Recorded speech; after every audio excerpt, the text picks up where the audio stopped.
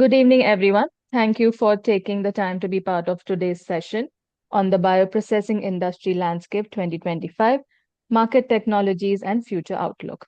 In today's session, we will explore the latest market trends, technological advancements, and strategic insights shaping the future of the bioprocessing industry. Now, it's my pleasure to introduce our speaker for today, Mr. Ravikiran Bodlapati, Healthcare and Life Sciences Market Research Director at the Business Research Company. Ravi sir has over 15 years of experience in healthcare and life sciences market research, specializing in biopharmaceuticals, biologics, and process optimization. With that, I'll now hand it over to Ravi sir to take us through today's presentation. Thank you, Falguni. Thank you all for attending today's session. We will cover this session as two parts. The first part, we will try to understand the overall market of bioprocessing. When we say the market, it includes the equipment, various consumables, reagents, and technologies that are being used in the bioprocessing workflow. And we try to understand the market drivers, restraints in the first session. Whereas in the second session, we try to deep dive into uh, the major players involved are providing these bioprocessing technologies, what are the key trends, and try to understand what technologies they are producing to the various end users, and finally touch upon the future outlook for bioprocessing industry. So moving on, the introduction of bioprocessing in a nutshell, bioprocessing is the use of living cell to produce the desired product. The desired product could be a drug, could be a nutraceutical, or any other product which is developed by bioprocessing. However, 85% of major end applications for bioprocessing is for pharma industries. So basically, growing of living cells and engineering them to provide or produce desirable drug or biologicals is the bioprocessing workflow. And this workflow is mainly segmented into two phases, one upstream and second downstream. Upstream phase is making the product, whereas downstream is purifying the product.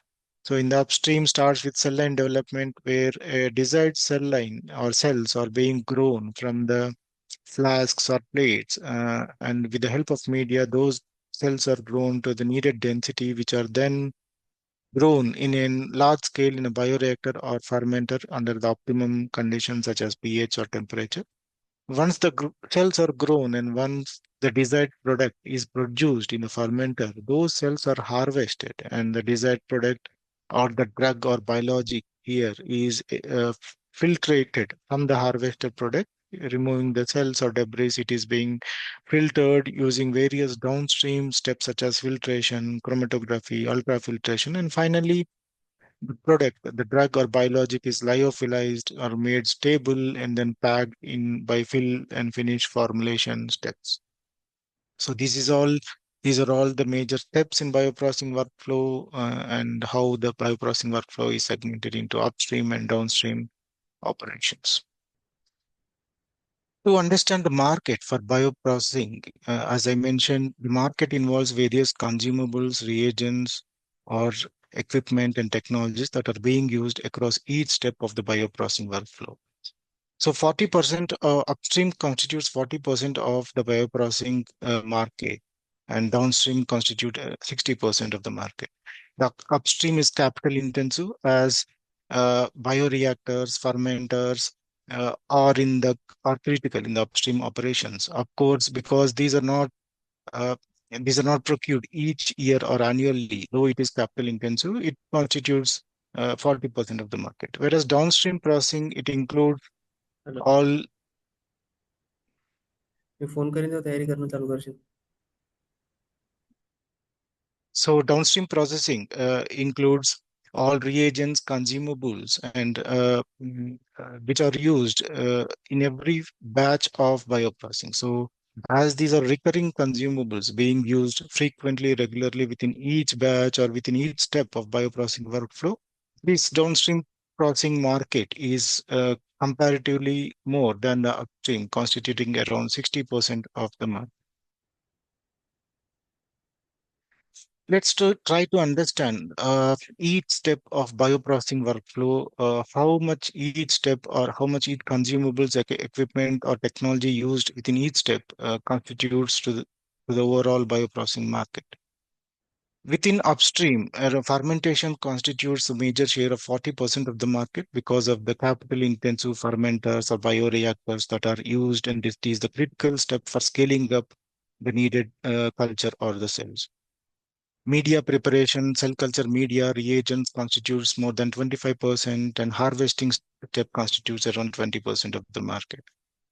Whereas in downstream, chromatography resins that are used for purification filtration constitutes major chunk of the downstream market, followed by ultrafiltration, filtration, and finally lyophilization, which helps in stability and packaging and fill and finish formulation steps account for around 10% each. So this helps the split of the market by each phase of bioprocessing helps the companies or investors to understand where they should uh, focus their products or where they should position their products across the bioprocessing workflow. So to understand the overall market for bioprocessing, the market is uh, around 62 billion in 2024, which has grown with around CAGR of 14 to 15% from 36 billion in 2020. In 2024, the upstream market is around 26 billion and downstream market is around 36 billion. So I'll explain the drivers for the growth of the market in the later slides. But here, I just wanted to summarize the impact of COVID on bioprocessing industry. So during COVID period or in the historic last 5 years, there is because of the disruption in the supply chains, many companies wanted to strengthen their supply chains, and in the forecast period, all companies are focusing on stockpiling or centralized regulatory information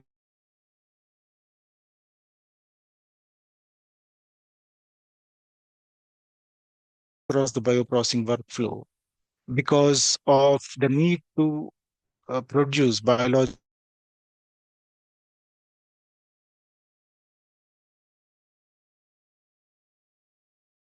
and single use is preferred, and there is high demand for single use going forward. Also, there is an increase in use of automation technologies with minimal manpower interruption, and so the trend of increased automation for efficiency and reduced staff dependency uh, is is going forward in the next forecast period. So the impact of the COVID-19 is the increasing use of single-use systems, investment on infectious diseases related drugs or biologicals, and increase in use of automation, which are continuously in high demand for the next 5 to 10 years.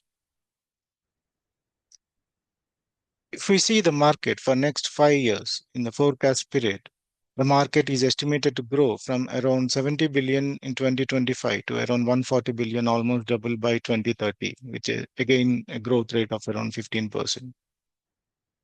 North America continues to be, or North America has a dominant share in the bioprocessing market because of the well-established biopharma infrastructure. Major biopharma companies are located in North America, and the region is also a hub for high-end CDMOs.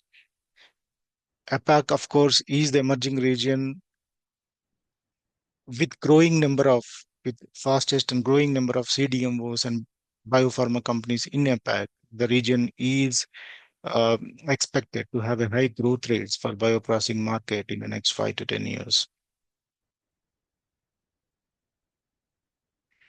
Let's try to understand the market split by the type of equipment, consumables, or services within bioprocessing market. The equipment, though capital intensive, is a one-time purchase and it constitutes to around 25% of the market. Major equipment include bioreactor, chromatography, resins, uh, and other centrifuges or and other such equipment. Consumables, though, have a lower price compared to equipment. They are of recurrent use and used frequently almost in every batch, and hence the consumables constitute around 60% of the market. Services constitute around 15% of the market, though high value per project, but less outsourcing or less than the equipment or consumables, and hence it constitutes around 15% of the market. So if you try to understand the market in terms of the end product, which are produced using bioprocessing workflow, monoclonal antibodies constitute 40%, followed by vaccines because of large-scale manufacturing. Cell and gene therapy continues to grow and occupies significant share of around 18 to 20%, whereas others, including other recombinant proteins, other fusion proteins, constitute less than 20% of the market. So all blockbuster biologic drugs or many of the monoclonal blockbuster biologic drugs are monoclonal antibodies such as Humira and others. And increasing use after COVID, there is an increasing research on mRNA and other viral vector type of vaccines, which creates demand for these bioprocessing technologies. Of course, most of the biological pipeline, many companies are mm, doing research, or many companies have pipeline with respect to cell and gene therapies, including CAR, autologous or allogenic therapies, and it constitutes a significant share of around 18 to 20%.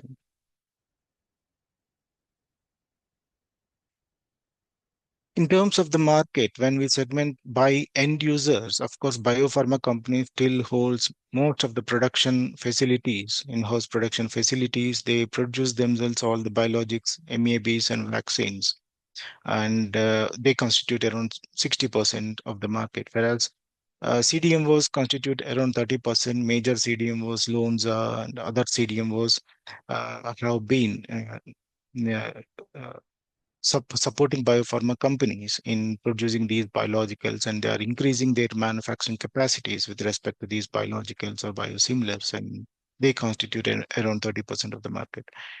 Academia, though, they contribute for small scale production for experimental therapies or early phase trials, and others include than 5% of the market. The biopharma and CDMO constitute around 90% of the bioprocessing market.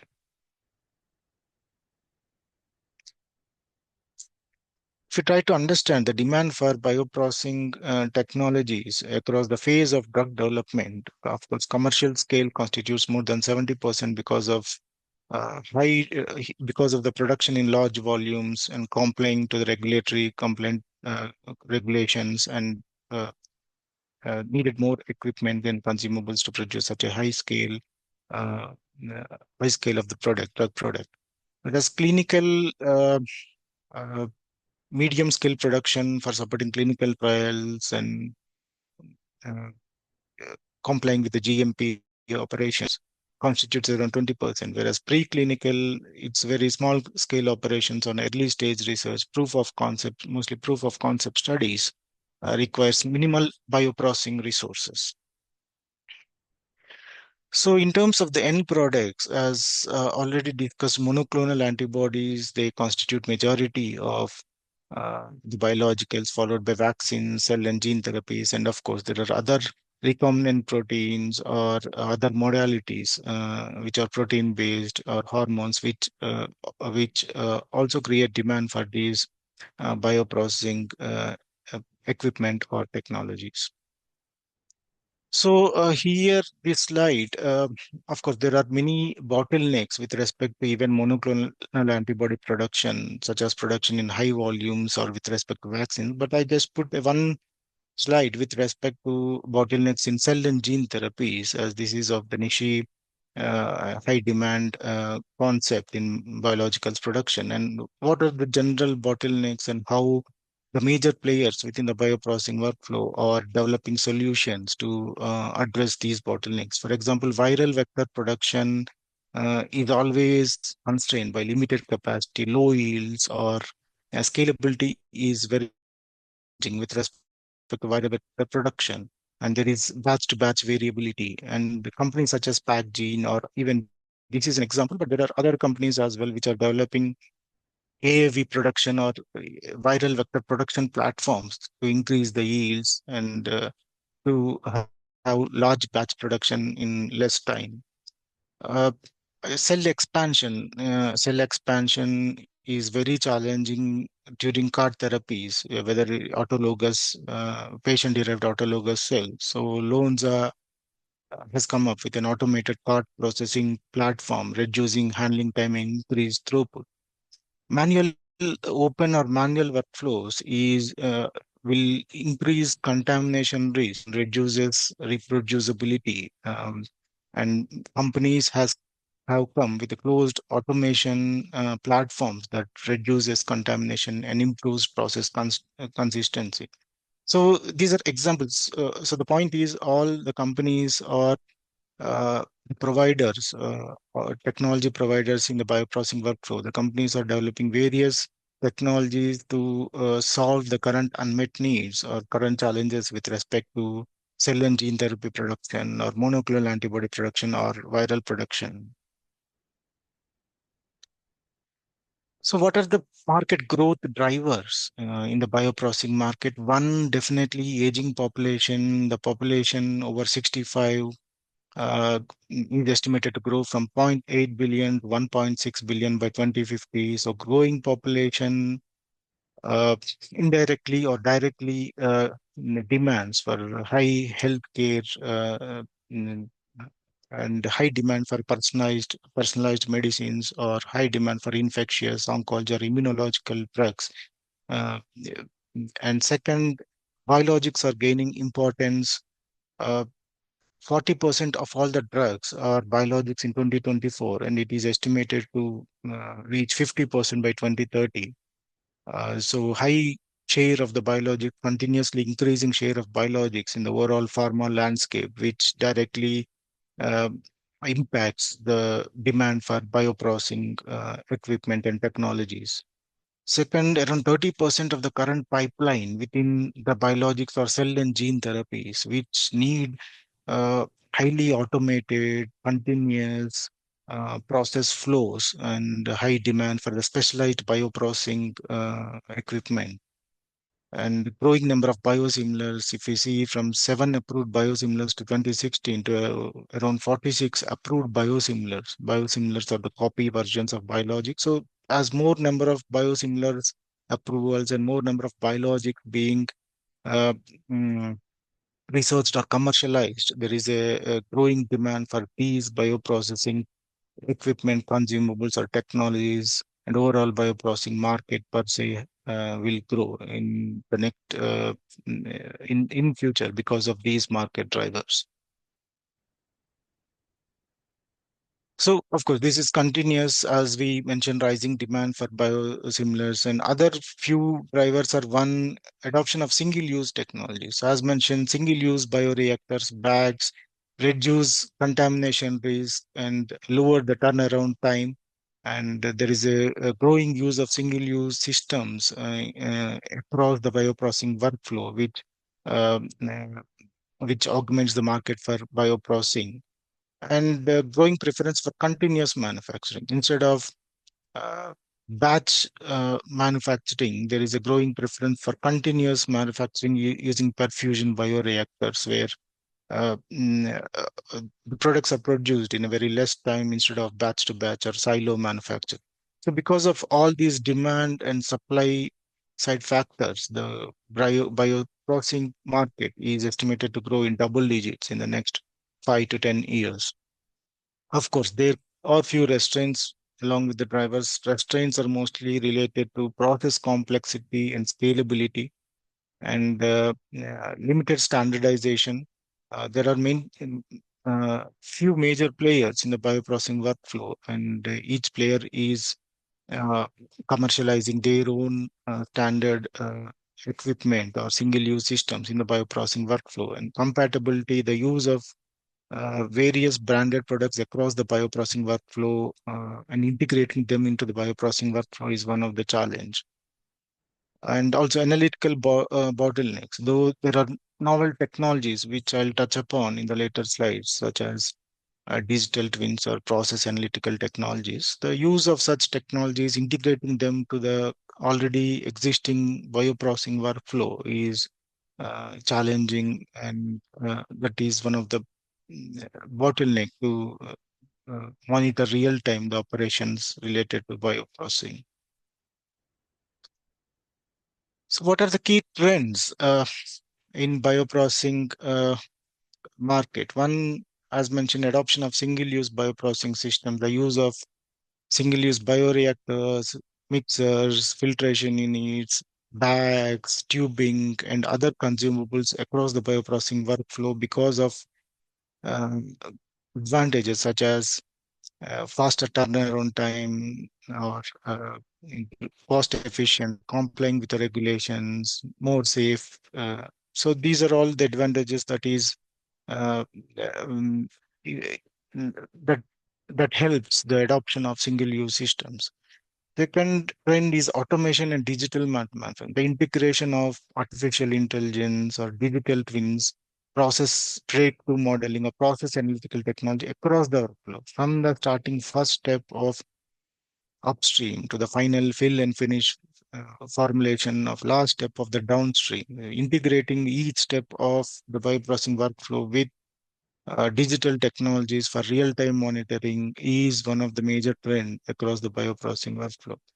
And shift towards continuous or end-to-end continuous operation. Instead of batch processing, produce one batch of a biological product. So doing continuous processing using perfusion technologies or other real-time monitoring technologies, so allows faster production and with reduced carbon footprint. And the other trend is, closed systems, development of specialized bioprocessing work systems such as closed systems, automated systems, specifically for CGT manufacturing is also one of the trend with respect to bioprocessing workflow. So this completes the session one related to overall market for bioprocessing, drivers, trends, and how the market has grown. Before we step up to second part where we try to deep dive into competitor analysis, we can take any couple of questions if anyone has. Yes, I think if anyone has any question, they can drop their question in the chat box or they can unmute themselves and go ahead and ask the question. Let's start. We can have a Q&A session again at the after we complete the second part. Then we can take any questions you have in any part of this presentation. Yes, sir, let's proceed. So this we try to spot competitors with respect to technology depth and breadth of their product portfolio. So a horizontal axis represent the breadth of the product's portfolio, whereas vertical axis represents the depth of the technology. So if we see most of the players, if we divide or segment players, the top right side quadrant are clearly the leaders, where they have in-depth technology as well as in-depth technology expertise, and they have a broad product portfolio. The companies such as Cytiva, Thermo Fisher, Sartorius, these are the companies who are very specialized, have in-depth specific technology with respect to any step in the uh, bioprocessing workflow. And they do have a broad product portfolio. For example, Sartorius is reputed for bioreactors in the upstream, and they do have products across the different stages in the downstream as well. Thermo Fisher is reputed for having consumables, reagents across upstream and the downstream. And Cytiva, it is a reputed player in the downstream with um, with chromatography systems. And of course, they are trying to vertically integrate to have the products across various steps of the bioprocessing workflow. If you see the top left side quadrant, these are companies such as Repligen, Novasep, Takara. These are specialists having high in-depth technological expertise in a specific phase or step of bioprocessing workflow. For example, Repligen is most reputed for uh, automation, and it is even partnering with other major players for process automation, process analytical technology. Takara is famous for viral vector technology. So each these are the specialist companies which are reputed or having in-depth technological expertise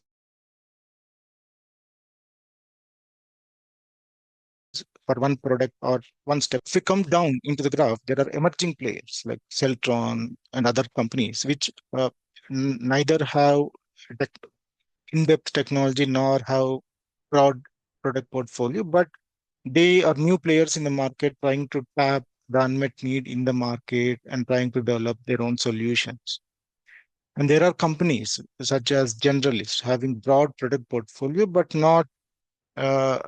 uh, not in-depth technology. And these companies have reagents or consumables across various steps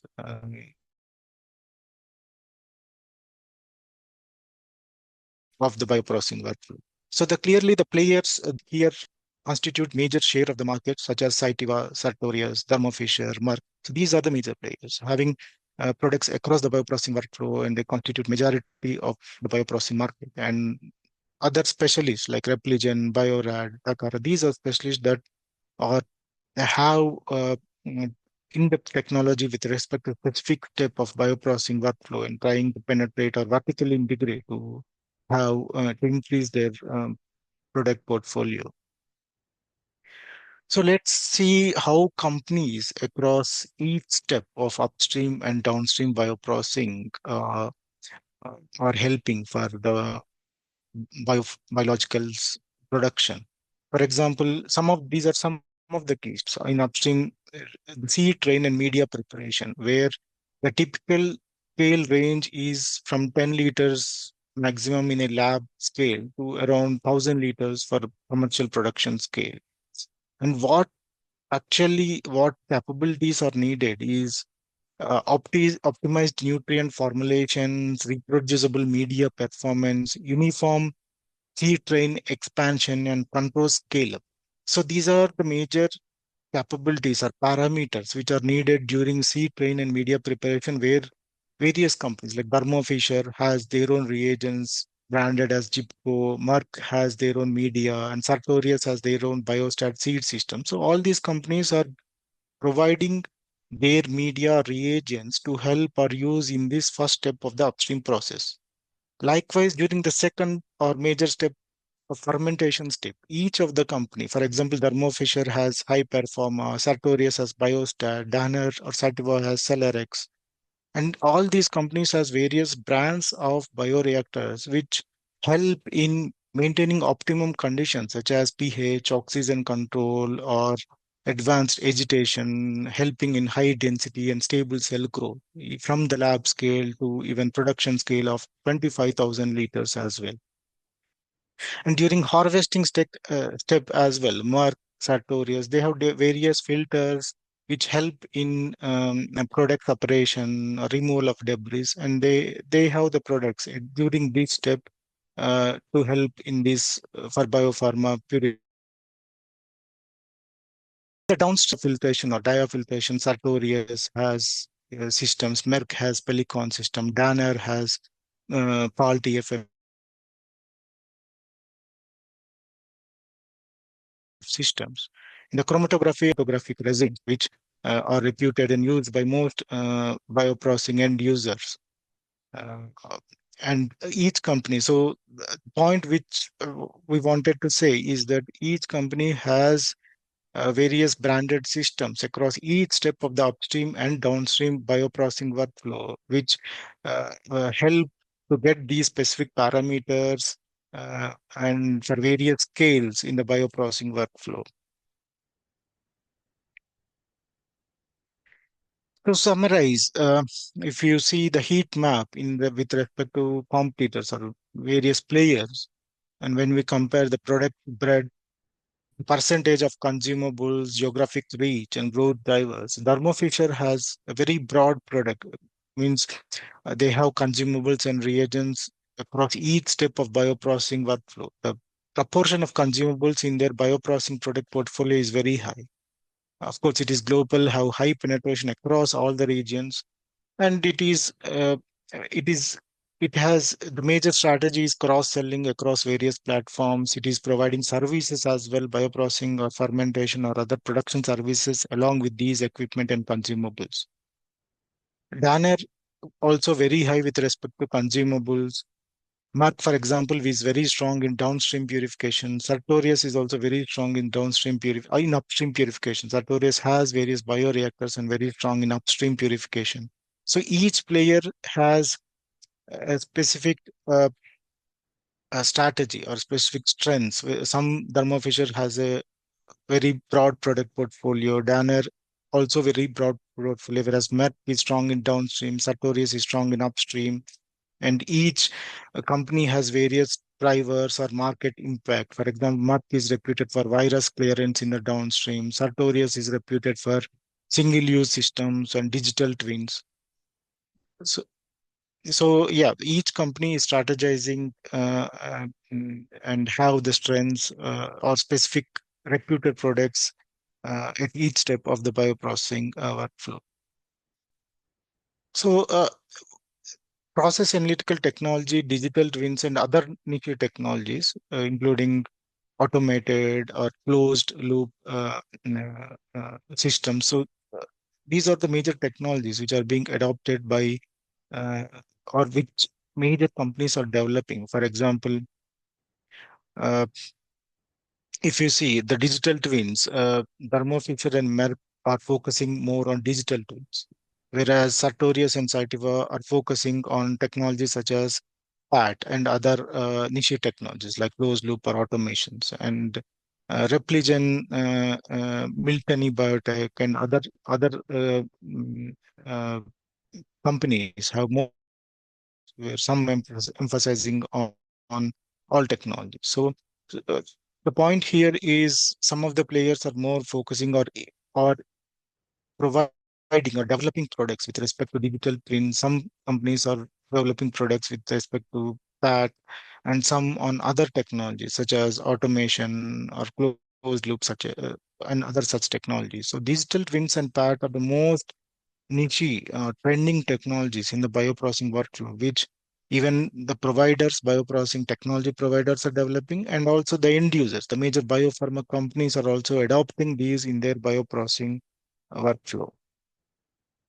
The other major trend, which I have touched upon in the first session, is single-use systems.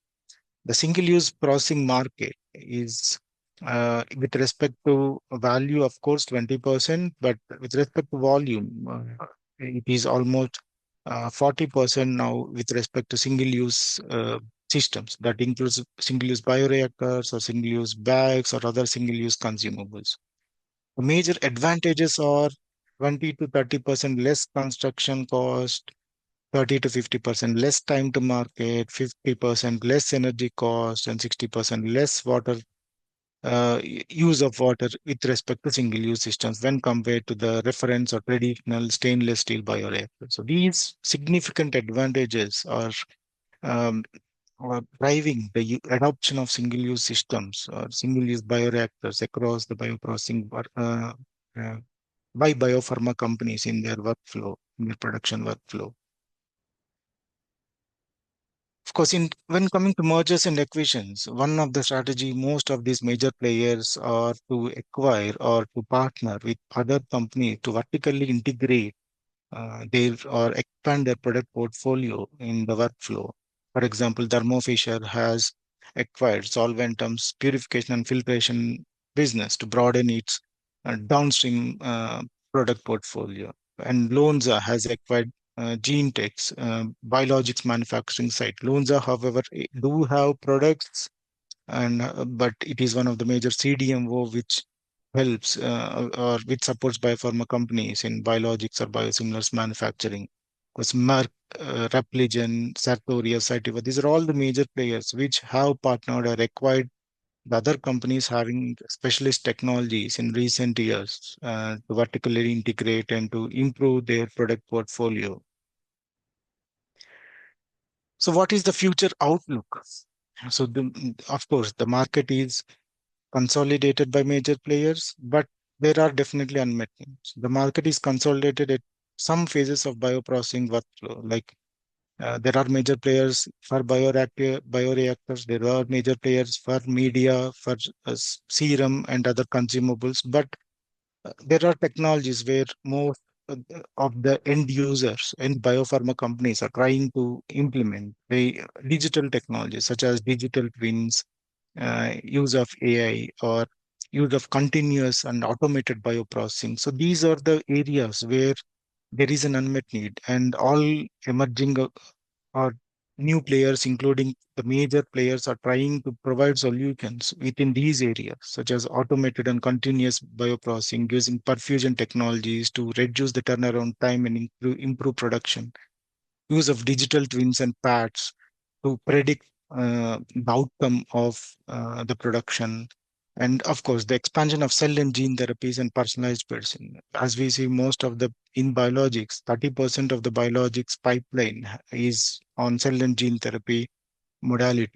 And so the increasing use of cell and gene therapy, the requirement for the new automated continuous bioprocessing systems, the requirement for the use or integrating digital twins, PAT, and other niche technologies within the bioprocessing workflow definitely creates demand, or there is an opportunity for the new players to provide solutions in these specific areas in the bioprocessing workflow and tap the market opportunity. So this is the future outlook with respect to bioprocessing industry. Yes, open to take any questions anyone has on this topic.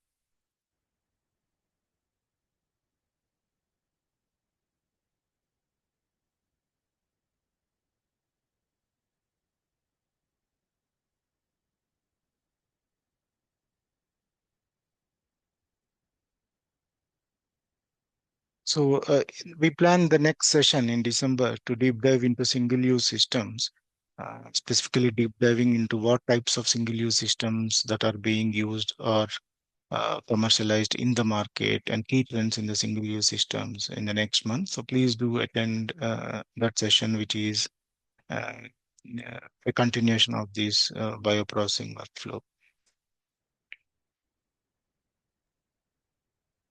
I think we do not have any questions, sir. So I would like to thank Ravi, sir, for this insightful presentation and for sharing such valuable perspective on the evolving bioprocessing landscape. And as Ravi, sir, mentioned, we have another session, which is in December. Please keep a watch on your inbox, and we will be sending you invites for the session. And we would love to have all of you join again. Thank you all. So, okay, thank you once again for everybody for being a part of today's webinar. Have a great day ahead.